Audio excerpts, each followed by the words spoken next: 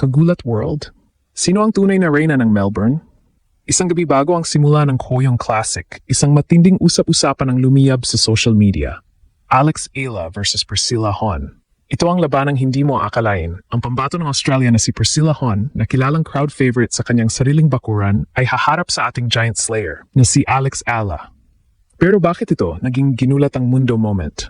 Dahil habang ang mga Australians ay handang sumigaw para kay Hon, ang komunidad ng mga Pilipino sa Melbourne ay naghahanda na ng isang blue, white and red invasion na siguradong lulunod sa hiyaw ng mga locals. Heto ang katotohanan na dapat niyong malaman. Si Priscilla Hon ay kasalukuyang world number 121, habang ang ating Alex Ayla ay lumipad na patungo sa kanyang career high na world number 49.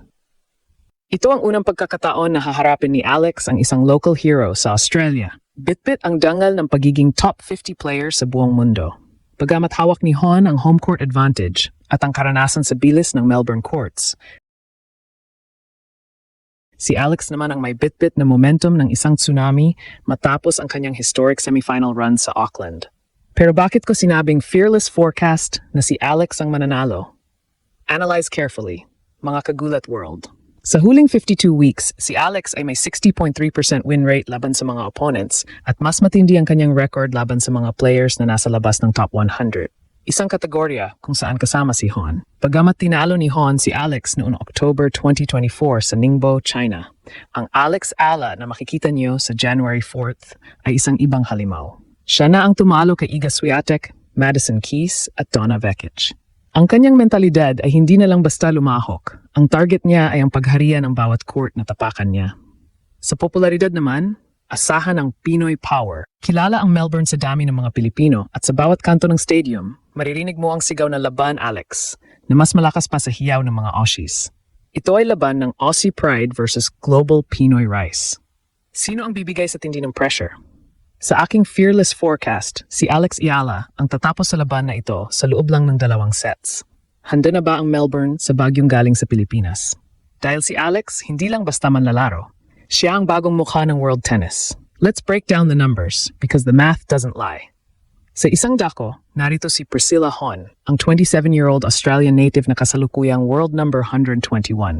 Si Hon ay hindi biro. Qualified siya sa halos lahat ng Grand Slam main draws noong 2025 at may career high na number 94.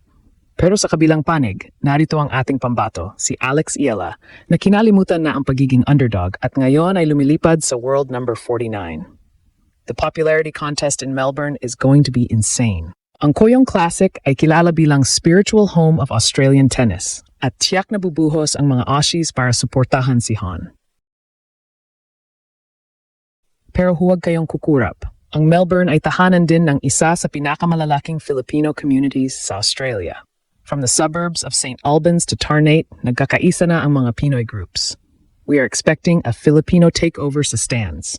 In terms of stadium atmosphere, it will be a 50-50 split, which is mentally draining for a local player like Hon, who expects 100% home advantage. Now let's talk stats.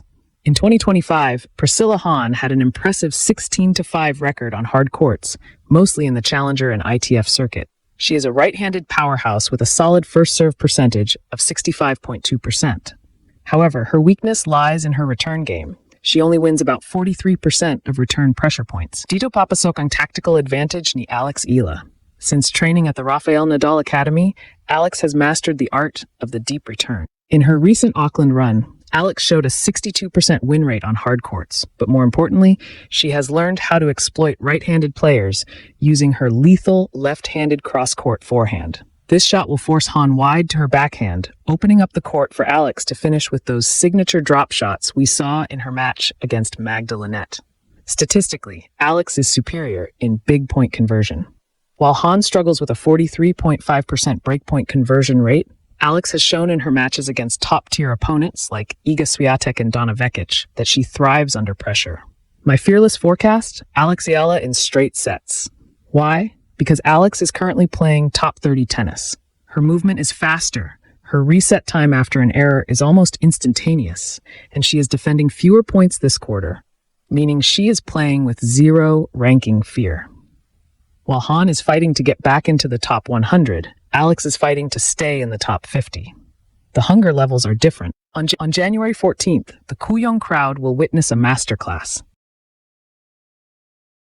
Alex doesn't just have the better ranking, she has the global momentum. Sorry, Australia, but the Pinoy Storm is about to make landfall in Melbourne. Balikan natin ang October 2024 sa Ningbo, China. Doon, tinalo ni Priscilla Hon si Alex sa loob ng 2 sets. Isang masakit na pagkatalo na nag-iwan ng tanong, kaya na ba talaga ni Alex ang top-tier level? Pero ngayong January 14th, ang Alex Ala na makikita sa Koyong Classic ay hindi na ang batang nangangapa. Siya na ang world number 49. Isipin nyo, mga kagulat world, mula sa pagkatalo kay Hon noong nakaraang taon, nagawa ni Alex na lampasan ang ranking ng kanyang dating tormentor ng mahigit 70 slots. Ito ang pinakamatamis na glow-up sa kasaysayan ng Philippine tennis. Bakit ito naging emosyonal?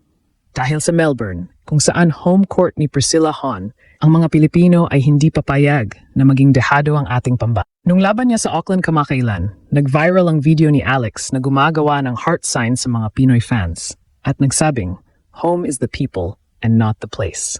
Ramdam na ramdam ang kuryente sa Melbourne Park dahil alam ng mga kababayan natin doon na si Alex ang bitbit ang pangarap ng bawat OFWs at bawat batang Pinoy na may hawak na raketa sa barangay.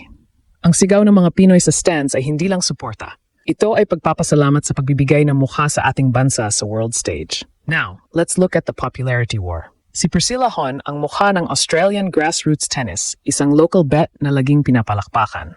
Pero si Alex Ayala, siya ang global phenom. Sa bawat tournament na salihan niya, mula Miami hanggang Melbourne, siya ang laging hinahanap ng camera.